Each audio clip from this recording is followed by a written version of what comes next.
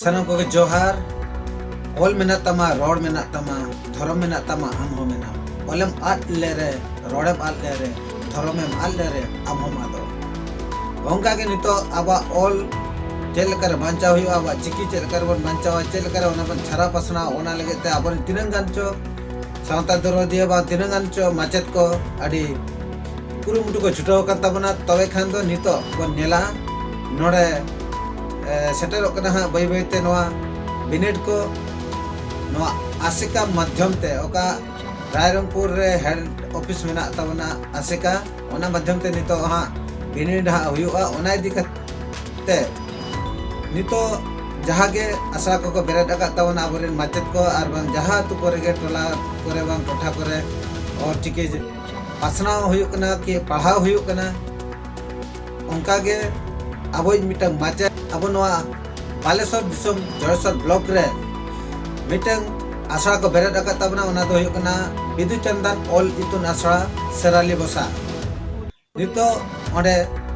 पढ़ाव लगी एतहब अकना पढ़ाव चालू कना ओडे तो ऑलचिकी साउते अबवा रू औरंग एने सरे जतना को चेरा को कना प्रत्येक रविवार के रविवार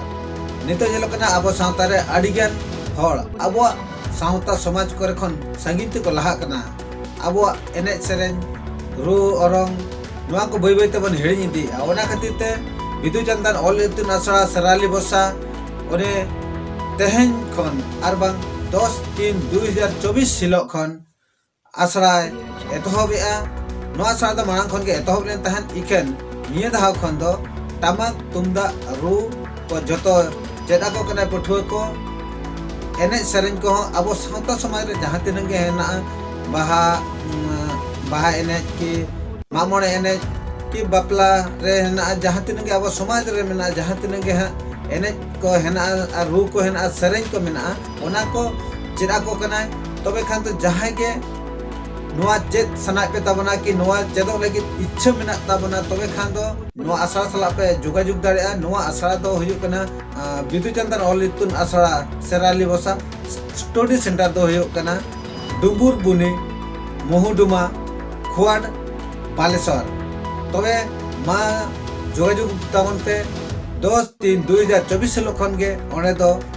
पढ़ाव ऑलचिकी पढ़ाव हो एतबो कना आर तुमदा रू टमाक रू अब जहाँ के मेना घोड़ी चोरचोड़ी रेगड़ा जतो रू ओना को चेद आको कना को।